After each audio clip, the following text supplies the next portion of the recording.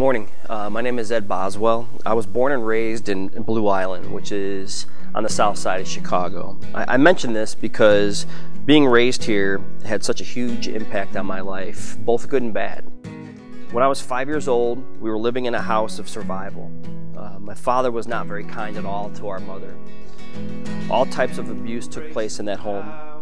From the ages of 5 to 14, my mom raised 2 boys on her own. She worked 7 days a week, and church was the last thing on her mind.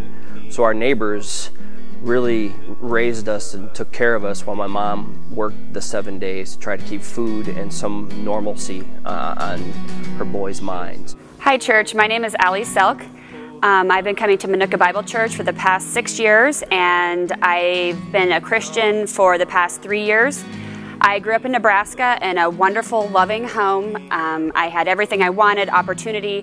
We went to church on Sundays and Saturdays as Catholics. Before I gave my life to Jesus, I tried a lot of different churches. We attended Spanish-speaking Catholic churches. I had been going to Manuka Bible Church since I was 2 years old. We went to Baptist churches, Lutheran churches, Methodist churches. I became a Christian when I was 4 years old. We attended synagogue. Yes, we went to church, but we really weren't practicing Christians. We were kind of just like the ones that went to church, and that was it.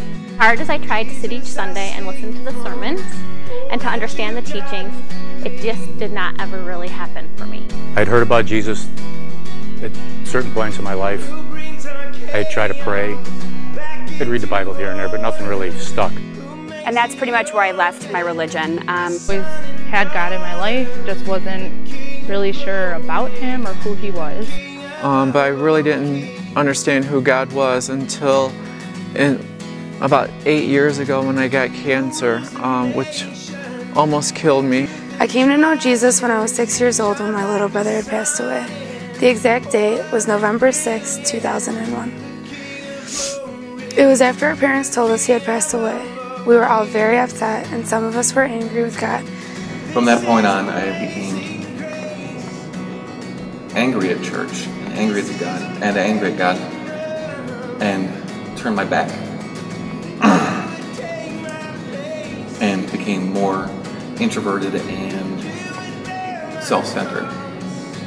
And that's when God first spoke to me and told me I need to follow Jesus. But I never really surrendered my life to God till that night. I asked my dad if he can say a prayer with me so I can have Jesus in my heart too. Well, I asked my mom, how do you become a Christian? And she said, you have to ask Jesus into your heart. And so I went and I did that. When I was 4, we were driving home from Nebraska, and I wanted to ask God into my heart, and then my mom and dad prayed with me. As the years went on, after my brother died, high school came along, and I started getting really angry with God. I started getting to that high school phase of doing drugs and drinking. Once I got into adolescence, anxiety started taking hold of my life. But I didn't look to God. I didn't know to do that at that time. And I would have these bouts every so often. I got in my early 20s. It happened again with anxiety, and I drank a lot and self-medicating with booze. I've done some pretty crazy things in my life, things that will haunt me forever, things that I regret. And so it was really hard. I've always been searching for something. I knew everything that I was doing was wrong, but I would do anything to numb the pain of my little brother being gone. As I coasted through my teen years and college, church, and more specifically God, were not priorities at all to me. In 2011, I got pregnant. I had my first daughter. And that's when I truly, in fact, felt His presence, felt Him there with me. And it kind of changed my point of view of, okay, He is here. I need to know more about Him. I need to figure out who He is and understand the Bible. I knew nothing about His Word and what was in the Bible. You know, you look back at the time that God gave you, and I wasted, I threw it away.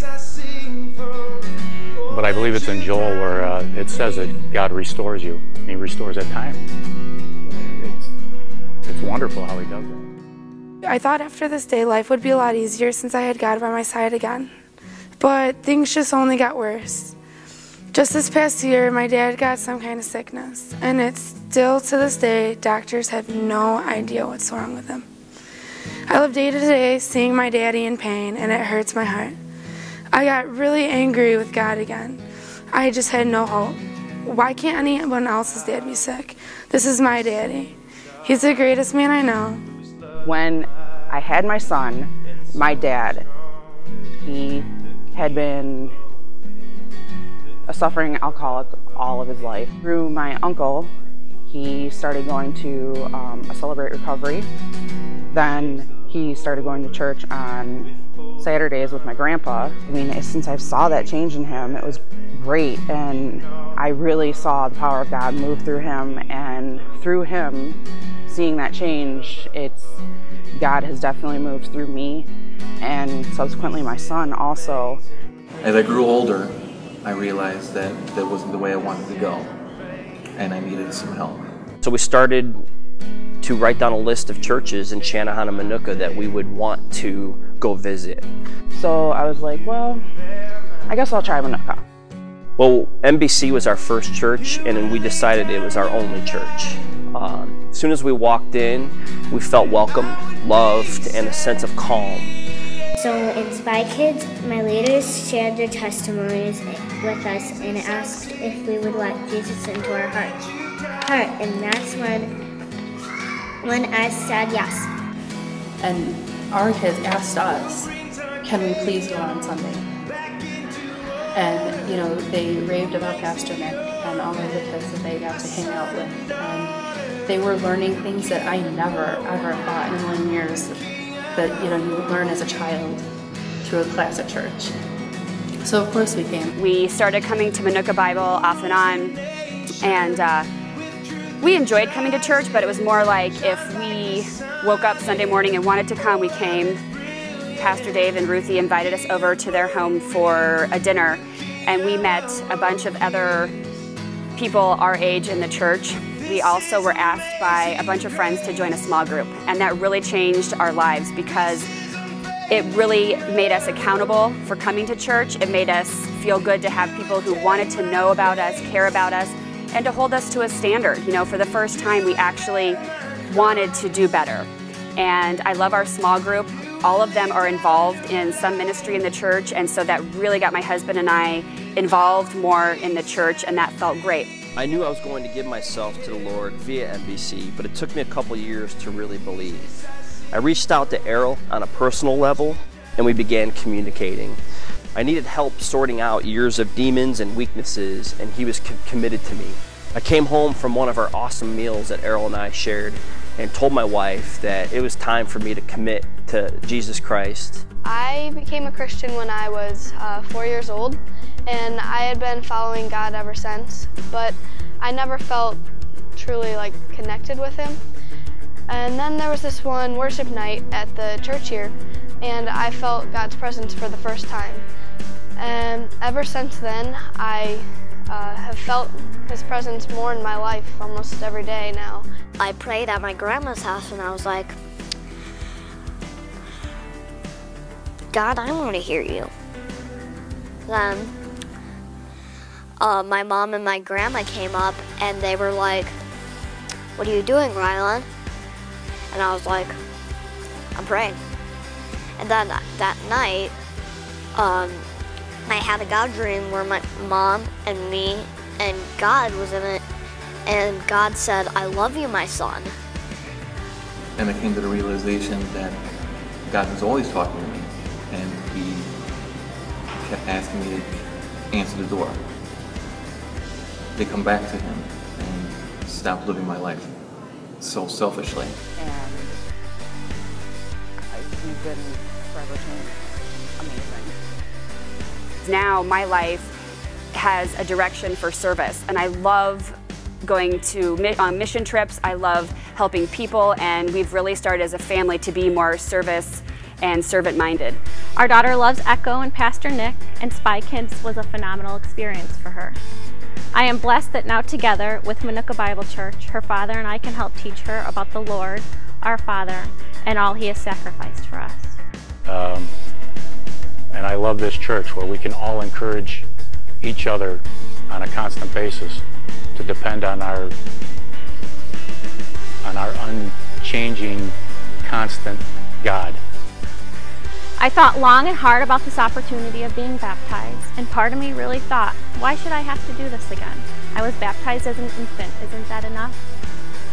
But after much consideration, I know that at that time I truly did not understand the meaning behind the act.